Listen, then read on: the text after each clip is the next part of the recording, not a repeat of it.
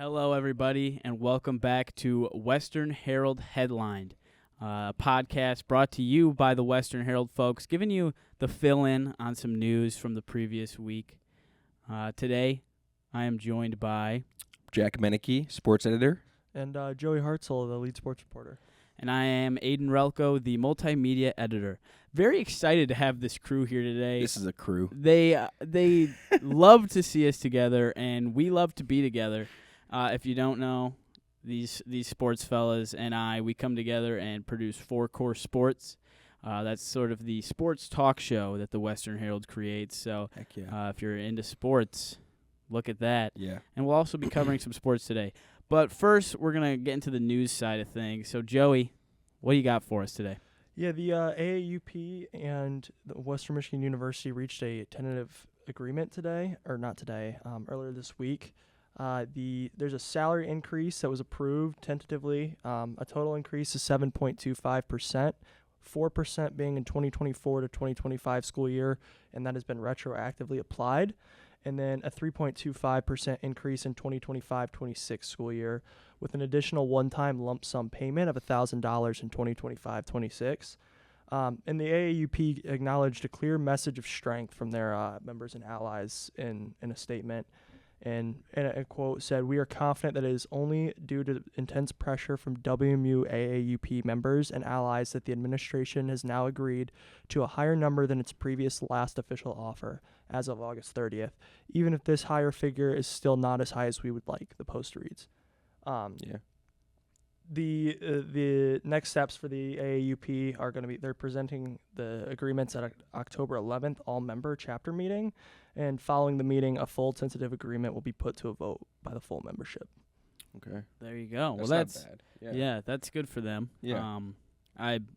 I experienced a little bit of what they were doing earlier this year, right at the beginning of fall welcome. They had some protests going on outside the student center. We made a little video about that. Yeah. But they also had some protests at Bronco Bash, right? Yeah. Mm-hmm. Early on. I saw them leaving as I was pulling up. Yep. Mm-hmm. But yeah, I mean, it seems like they fought long and hard for it. So it's interesting and good for both sides, I'd say, to see them come to an agreement. Yeah. And that number, it seems reasonable, 7%. Yeah, I'm not a numbers guy. Me either, but if I were, this isn't a math podcast. No, it is not. But let's say, am I gonna get into numbers right now? Probably not. No, let's skip that. Let's just say 7% seems like a fine number. I know that they said that they were going for more, but obviously you got to come to some kind of negotiation and something that works in your favor. 7's close to 10, and I know that 10's a good chunk. So 10, yeah. So it sounds good to me. But that's our review on that. Our expert analysis. What else you got in news for us, Aidan? I have some other news, more so arts and entertainment news. We had a couple videos go out this past week. This podcast comes out the following Monday, so the week prior. We had the Living Wood Shop video go up. That was a fun one. Katie Toro and Michaela Conger worked with me on that one, so it was nice. It was very fun to have other staff in the field working on stuff with me. So yeah, they did some excellent camera work. Kind of went through some of the ropes on how to do it and set up interviews and things like that. So yeah, and then they'll be working on stuff to come. Hopefully, is the goal. But yeah, it's interesting because, it's one of those things that you wouldn't know is there unless it was presented to you. Because the Office of Sustainability is down by Fonts, if you know where that is, completely on the edge of campus, and it's hidden in a crevice. Yeah, yeah. So it's far away, but they do some excellent stuff there. Very interesting and a good opportunity for students who are interested in stuff like woodworking. Yeah, that was cool. I was like, let me go down there. Let me make some wood. Let me carve some wood. Make some wood. Okay. Carve some wood, maybe. That might be the term. That is definitely the term. Okay. But it's cool because it was it's all hand stuff. It's not power tools and stuff. Yeah, they do a lot of the manual handwork. Yeah. They said that not too much into the power tools. So it was interesting to see unfold in front of in front of us. And if you want to see more, definitely check out the video. Yeah. That's an interesting Good video. And then we had a project go out entirely done on the own accord of a staff videographer, I guess you'd say. Jacob Marr produced the Bio Club Native Plant Restoration Project video. So that was also just 2 very fun videos this week, just about it's not necessarily the most pressing things, but interesting stuff that students are doing on campus. So yeah, he had to wake up a little earlier, but he got it done.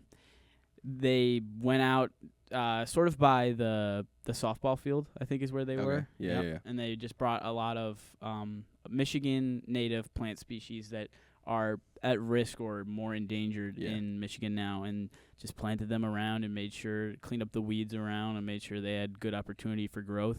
And Jacob did a fantastic job. I would with say that video captured perfectly what they were doing and what the mission was there.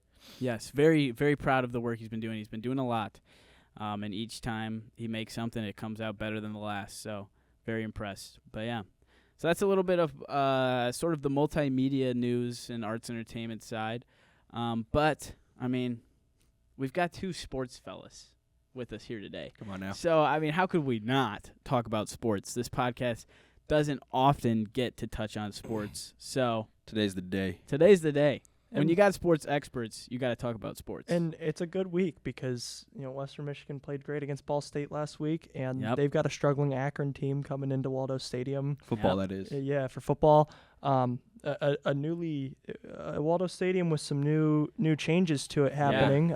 Exciting. Yeah, Very Waldo exciting. Stadium being renamed Stafford Smith Field. The field at Waldo Stadium being named Stafford Smith Field at Waldo Stadium. So is the technical title now I just keep saying Stafford Smith Field inside Waldo Stadium. I think Stafford or at Waldo. So it's Stafford Smith Field at Waldo Stadium. Okay.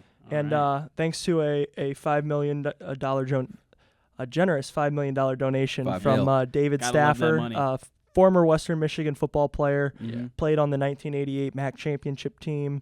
Wow. Now runs a family-owned company in Kalamazoo, and he was very generous to donate $5 million to help the athletics program and the football team. Go That's Broncos. always nice. Love the Broncos. But looking back at that Ball State game, the offense really got moving a little bit. Hayden Wolf had a great game, 26 for 29, 264 yards and 3 touchdowns. Offensive MAC Player of the Week. Performance, some and might say. He wasn't really. he honestly, there's arguments he might not have even been the best offensive player on the team that week because Jaden Nixon had 14 carries for 124 yards and 3 touchdowns. We were just clicking. Moving. Yeah, including a ridiculous 57-yard touchdown run where he bounced off a couple defenders. Yeah.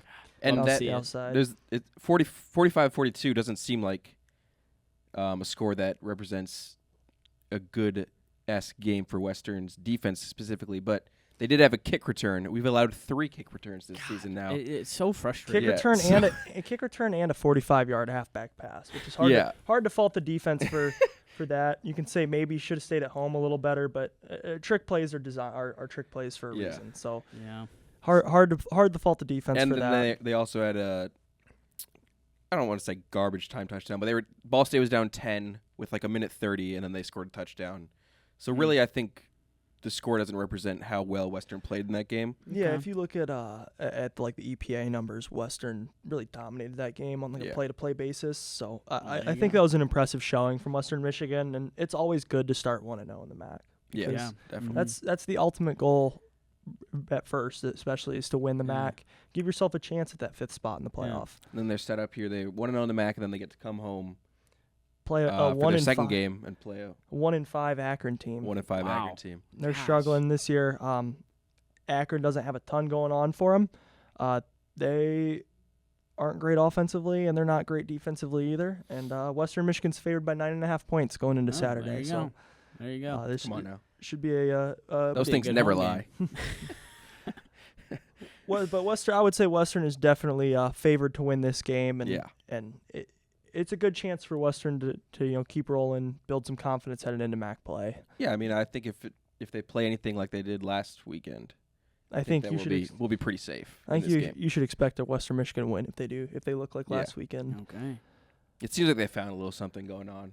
Obviously, they have I mean, Nixon kind of, not that he came out of nowhere, but it was just Jalen Buckley, Mm-hmm. and now Nixon's kind of not replaced him, but taking that load when he was out, and then now they have Buckley and Nixon in that backfield. Yep. And you had a Way third, better than throwing Zahir one Abdus-Salam, who's also Yeah. been solid this year as well. He's been good Mhm. in the past. I thought he was going to be the second string guy going into the year. Nixon kind of took that spot, and as Buckley got hurt, Abdus-Salam got a little bit more work in that running back 2 position. Buckley's coming back a little bit, but still, I believe I believe him and Buckley both had 50 yards rushing behind Nixon. Yeah, they did. Against Ball Wow. State. So It's the exciting. offensive line, I think, is the real one right there. Addison West, Definitely. one of our guards, is he's graded very highly on PFF. I believe 16th in the country for guards. There you go. So the offensive line looks really good, really. Yeah. And I thought even in the Wisconsin game, the offensive line was pushing around Power 5 defensive line, Mhm. and I thought that's something you can't really overlook because that's a big deal, being able to control the line of scrimmage. So It's kind of sad because the offensive line there's no stat to show for the offensive line. You just kind of got to watch the game and see how they're playing. Yeah. Obviously, you can look at rushing yards because that's kind of what they're doing and pass protection and stuff like that.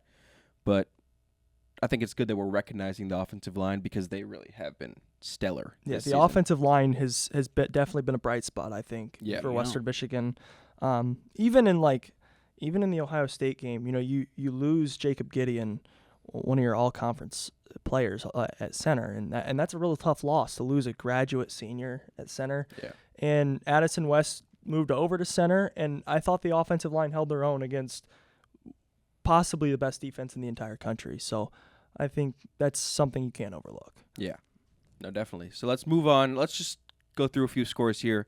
Last weekend, men's soccer, they tied. Men's soccer, they haven't lost in 33 games. There's 33 straight games without a loss. That's stretching all the way back to last season's home opener against when they played number 12 Vermont. So, I mean, the last team was good, but number 12 Vermont proved to be too much of a challenge for them. But that was the first game of the season, and they haven't lost since that game. So I think that men's soccer, man, they really come alive. Like last season, for 2 seasons in a row, they were something to watch. And this season, I think it's coming a little bit more in draws, so their defense is kind of locking down a little bit more.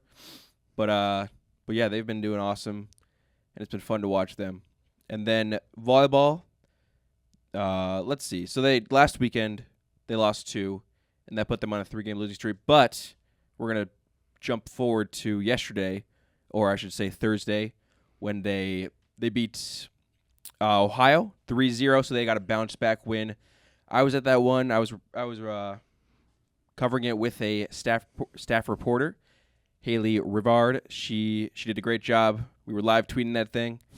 It was a fun game to be at, and we got some good quotes after, and expect a story about that. It should be up by the time this video's out. The story will be. So, yeah, I think that, everything's kind of looking up for the Broncos right now. And I'll say, that volleyball team, they didn't look like a 5-10 team in the game yesterday. I know that Ohio is 6-9. And, Ohio's 6-9. So it's not like it's the most competitive competition, but the Broncos looked awesome in that game, 3-0 win, and they play Friday against Kent State, so that'll be another matchup for them in the MAC. Last season 18-0 in the MAC. It's hard to replicate that, but they're 2-3 now. I think they're on the up. Yeah, I think volleyball is. They had a real tough non-conference. Played a lot of ranked teams. Definitely. Played a lot of big When you schools. go 18-0 in the MAC, they kind of set you up the next season for some tougher comp. And I think that losing some of the seniors from last year hurt more than we thought it might. Yeah. But I think it's safe to say that they look like they're rebounding a little bit. Yeah. They're starting to find a groove. Last night the kill percentage was sky high. Yeah, and season so high. I believe that Western really has started to kind of rebound a little bit and get back in that groove of being a team that was capable of going 18-0 in the MAC. Yeah, and speaking of volleyball, should we jump into 4-core sports really quick? Yeah, we can. We can touch on some 4-core sports. Like we mentioned at the start of the podcast, that's our sports show. And by the time you're seeing this, it would be last week. Last Tuesday, we had a video go out about volleyball and sort of their shortcomings so far in the season, and how they could look to move past that. So, yeah, if you want to learn a little bit about what are some of the struggles that they're facing, definitely go check that out. Yeah, and, we go much more in depth on exactly what had gone wrong for the Broncos up until that point. But, yeah, it's a good video. I think that we provided some good analysis in that one. Yeah. I feel like now talking about sports, we can't talk about sports without talking about hockey. Oh, yeah, we're getting in there. Let's go. Western Michigan with a big 4-1 win over the U18 national team where, probably physically overwhelmed them somewhat. But you're playing like 18-year-olds, but you are playing the best 18-year-olds in the country. So at the end of the day, you're playing some very talented, very skilled players. And they did what a good team does, and they went out and left no doubt. It's a very new team. The team only returns 4 double-digit scorers from last year, led by Alex Bump and Matteo Constantini, who are both on the first line. Tristan Lemire joins them on the first line. He was on the fourth line at Denver last year. I believe he only had 7 points, but he's buried on the fourth line on a national championship winning team, and everything that he's shown in practice has been that of someone who's capable of doing much more offensively. A lot of freshmen, though, for the Broncos. 6 true freshmen in the first 4 forward lines and top 3 defensive lines. And they all looked good for the most part.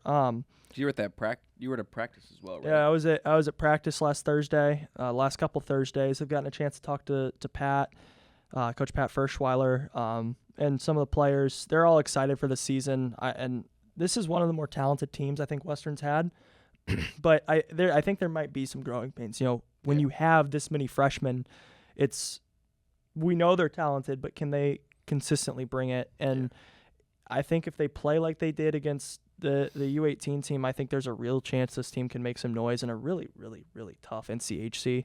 Starting the season ranked at 17th in the hockey polls, but that's only good for 6th in the NCHC. Wow. So to have 5 teams in front of you at 17 in your own conference, as well as 2 teams receiving votes for the top 20 in Arizona State and Minnesota Duluth, just a brutal schedule for Western Michigan. We'll find out how good this team is, and that leads a lot of opportunity though, because these road series against these tough NCHC teams are a really good chance to jump up in pairwise. You get a road sweep in the NCHC, you're jumping 4 or 5 spots in a weekend in pairwise, and so being able to have those opportunities, just now you got to capitalize. And I think it shouldn't go without notice that backup goalie Hampton Slakinski, highly touted freshman goalie, didn't allow a goal. He played half of the game against the U18 team, 8 saves, looked really good, and he is one of the more talented goaltenders I've seen. He makes a lot of saves in practice that are just incredible, as has Rowe recently. I talked to Pat, and he thinks that adding in Hampton Slakinski has pushed Rowe to a level that Rowe hadn't shown before, and Rowe looks incredible right now and playing on a different level. Yeah. There you go. And speaking of Slakinski brothers, there's Hampton and Grant, right? Yeah, set of brothers on the hockey team. Grant started on the second line at center for Western Michigan in the exhibition game. He's a transfer from Northern Michigan, where Hampton was committed to before him and his brother both decommitted / transferred to Western Michigan. So they run as a pack. Happy to have them. They're very talented players and 2 of the nicer people I've talked to as well. Yeah, and we have a. It's good to be nice. Player profile-esque story coming out on them. Yes, we do. A joint profile feature, as you may. Hey. That's a good word for it. Yeah. Just a really talented pair of brothers right there, coming from Minnesota, and hockey's in their blood. Born in Minnesota. Hampton told me he's been skating since he was 2, so on a little backyard rink. So okay, I'm excited to watch them in the brown and gold. Yeah, and then exciting. So this weekend, the hockey team's playing Ferris State. Yeah. First game's at home on Friday, and then Saturday they go over to Big Rapids to play them away. I'll be at the game on Friday covering that. So I think that we'll get some good coverage on that, good stories, and then for print, we gotta We got a sports centerfold for print this week. Oh yeah, sports is moving up in the world right now. Sports is going crazy, and that'll be coming out by the time you watch this. Yeah, so if make sure you go grab a print. Yes, if you're listening now, and you're interested in the centerfold of sports, go pick that thing up. Yeah.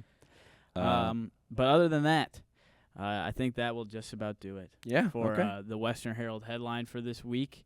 This has been a good one. It's nice to get a little more sports on the podcast because some of our news and A&E writers aren't very well versed in the world of sports. So it's okay.